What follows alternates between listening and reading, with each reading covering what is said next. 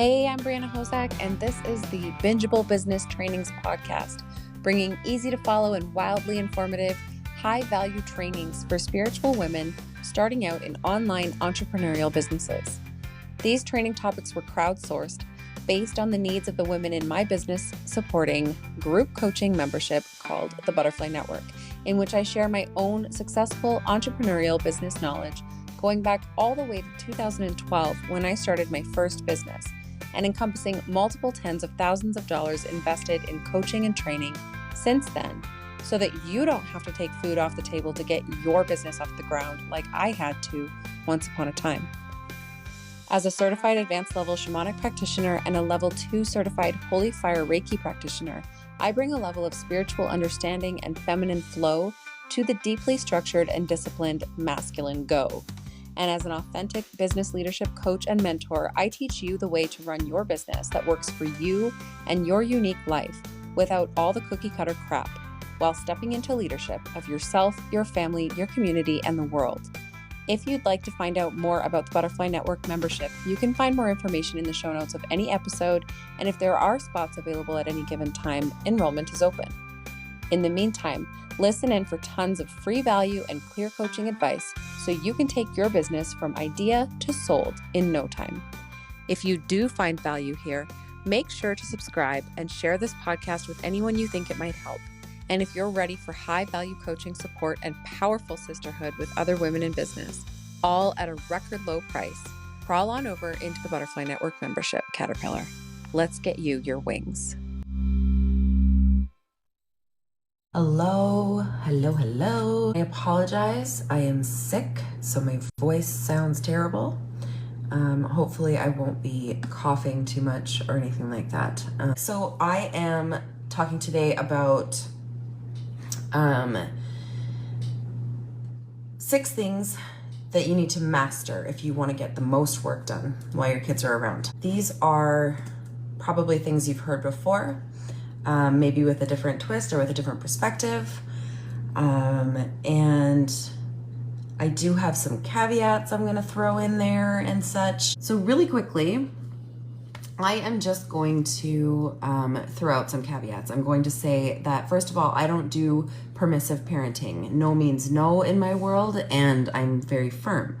I am also fairly easygoing, and so a lot is allowed. But when it's not allowed, it's not allowed. With all of these tips that I'm going to give, I am not promising you no bad days. I'm not promising you that your kids will always be perfect and listen, right? I never say all or nothing. It's always all or something. I also don't do helicopter parenting. So for example, sometimes my kids are out of my sight, and not just when they're sleeping. In my opinion and in my experience, you need to release control, of seeing and knowing what they're doing every second of the day if you don't want them to need you every moment of every day. Okay. So those things said, there's a few baseline things that you want to have in place if you want to be productive and be able to get things done while your kids are awake and around. And so I'm just going to go over those really quick, and then we'll get into the 6 things that are going to help you to get the most done. So first of all, do they know? Are they aware? Have you explained what you're doing? Have you told them that you're going to need quiet, and doing this ahead of time? Have you told them why it's important, and both what you're doing and the fact that you need quiet, why both of those things are important? Have you warned them, or do you kind of sneak off and try to go and get some work done, and then when they catch you, you're frustrated because they interrupted you? And just note that if you are telling them when you're already in the middle of what you're trying to do and you are frustrated already, it's not going to be as effective. So, and of course, this doesn't apply as much if you have really little ones who don't understand. There's always that stage of life allowance, right? But I do even tell my 2-year-old, for example, because they really do understand more than we know. So I explain it. I use big people words. This is just always how I've parented. And my kids really do understand quite a lot. So that is for starters. The second thing to make sure that you have in place before even starting on any of these 6 tips that I'm going to give you is to make sure that you have boundaries in place with your kids. For example, are they regularly allowed to play with or touch your work items, right? Are they allowed to use your designated space? Do you have a designated space? It can be really confusing for young kids if you change the rules all the time, right? So I suggest that they are never allowed to use your work items unless it's absolutely necessary. Like, if you have a student at home that uses your computer for schoolwork, but usually they're old enough to respect the boundaries, right? And to understand a little bit more complex boundaries. But for younger kids, having those in place and saying that they are never allowed to touch those things makes it really clear for them.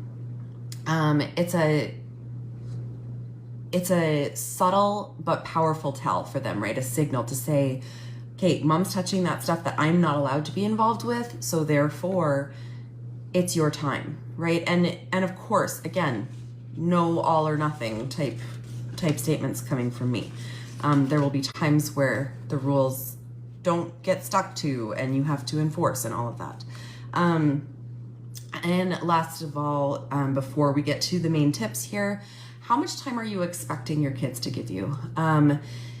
I know that a lot of us as mom entrepreneurs, we tend to work while they're sleeping, right? We try to do things when they're asleep. And if you're lucky or your kids are younger, you'll still have extra time to work during nap times. But if your kids are, let's say, over 4 and they don't nap, or if you actually want to show them what it takes to achieve your dreams and to grow a business, then they need to see you work sometimes. And sometimes you can't help it, especially when they're older. But if you think that your toddler or your preschooler should give you 8 hours of uninterrupted work time, you better be providing another caregiver for them, right? Because that's not possible. It is not something that they can handle. So solution in this case is to limit it to smaller chunks of time. Use your time wisely when they're sleeping to plan what needs to be done when they're awake so that you can just do things really quickly and not have to use quite as much focus. And also just getting the tasks that require the most focus done while they're sleeping too. So anyway, without further ado, here are the 6 things that you need to master to get your work done effectively when the kids are around and awake. And you may or may not love them all, but these are really, really powerful and important. So first of all, you need to stand your ground. Like I said, I don't do permissive parenting. So I always say, don't make a threat unless you're willing to follow through on it. They need to know that you mean what you say when you say it so that they can learn their boundaries. If you do not stand by what you're saying, they will start to push it farther and farther and farther. So first off, stand your ground. The second thing that you need is a combination of time management and integrity. So you need to be honest with them and accurate with them even before they can tell time. 5 minutes means 5 minutes. 1 hour means 1 hour, right? If you break your word on your time frame, especially more than once, like if you're doing it consistently, then they learn not to trust what you say. And so then they feel desperate about the time. They feel like they're never going to get your attention again. And then they start to push and interrupt, and because they really can't trust and they don't know how long you're going to be, even if you've said it, because you've broken your word. So not to mention that to run a profitable business, you can't work 24/7. So you do need to have time management skills. You do need to have boundaries in place, even for yourself, for not working more than you say you're going to work. And then you also need to be able to use your time effectively with task management. So this is the third one. Like I mentioned before, you need to pick what you do when carefully. you don't want to knock off all of your easy tasks in the morning while they're sleeping and then expect to focus while they're full of energy during the day, right? That just doesn't work. And a lot of these things, again, they're logical, or they might be things that you have heard before, but sometimes we just need to have them like directly handed to us, right? So the fourth one is I wrote down put them first, not only, but then I crossed that out and put second, because as anyone who has worked with me or who has been in my world for a while knows, there is a right order, I say, to do things. And first, you need to fill your cup. Because if your cup is empty, you can't pour into other people's cups. And you just won't be able to be the best mom, business owner, whatever that you can be. The second thing that you do every day after you've filled your cup is to fill your kids' cups. And of course, if they're still sleeping and you have time to work, go ahead and work. That's a given. But the next most important thing on your list is to fill your kids' cups. Then cleaning your space, then getting to work, kind of a thing. So if you put yourself first before they wake up, they will still perceive you as putting them first. So they will still feel that sense of like, I am so important to mom, etc., because they're next. And they should have your time before the rest of the world has your time. So if you take the time to fill their cup, to snuggle, to play, etc., burn out some of their energy before you start working, then when you're ready to work, they're calmer. They are more ready to be independent and they need you less, right? If you take the time to meet their needs and kind of go through the list, right? You need to be able to say that they've gone to the bathroom, that they've had a diaper change, that they've eaten, that they've had something to drink, all of these things, that they've had enough sleep, whatever, so that you know that their needs are met. And then when they come to you and they're saying they need something, you can be like, I know you don't need anything, right? It makes it a lot easier to stick to your boundaries and say no. And they just will have less needs come up because their needs literally have been met, right? So then number 5 is to have a schedule. And for those of you who hate that word, and I do have especially one client in particular who hates that word. So even if you hate having a schedule though, it is like, even if it's why you started working for yourself because you didn't want to have to follow a schedule, it is really important to have at least a rhythm to your days that helps your kids know what to expect next. This is developmentally really important for young kids.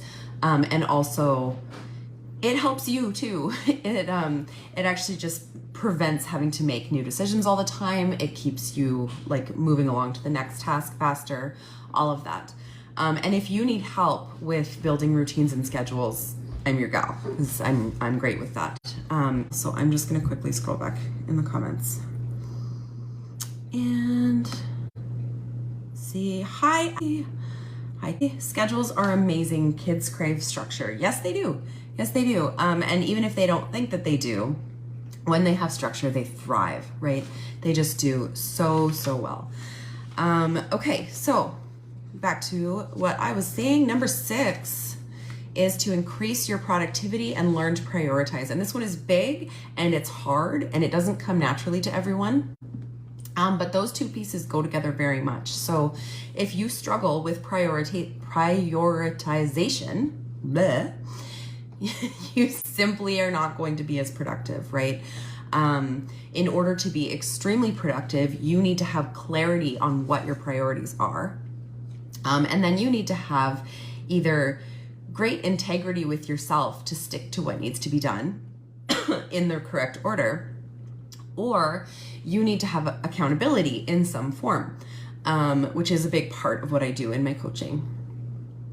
So having a clear plan and having those pre-made decisions in place saves you a ton of time and it saves so much effort. And then when you actually get the right things done first, at the right times, like when your energy is peaking, and you build momentum for the things that are a little bit more of a struggle, or that you might get bored of, or you get the difficult things out of the way first, so that when your energy starts to wane, you are able to work on things that just don't require as much of it, right? Or even you'll knock off so many things off of your list that it won't matter anymore if you don't get through the rest of the list, because having done it in priority order, the things that get left behind aren't going to be as important. So if you haven't been around here for long, you might be wondering who I am, what I do, why I'm qualified to tell you what to do. As a coach, teach you how to stay present while you take action. I support you in taking action on your purpose in life, faster, without, and the most productive way possible, without losing sight of the real world and those other things that are so important. And they are so important, and they should be. But that doesn't mean that you have to wait until your kids are older to be able to move forward with your purpose in life, and fulfill your dreams and expand and grow your reach and all of these things. I help my clients to do these things. And I'm going to cut this short really quickly before I start having a really big coughing fit, because my voice, oh my goodness. Thank you, ladies. Thanks for listening in. I hope this training was exactly what you needed when you needed it. If it brought you value, make sure to subscribe and share this podcast with anyone it may help. And if you're ready for high-value coaching support and powerful sisterhood with other women in business, all at a record low price, crawl on over into the Butterfly Network membership, Caterpillar. Let's get you your wings.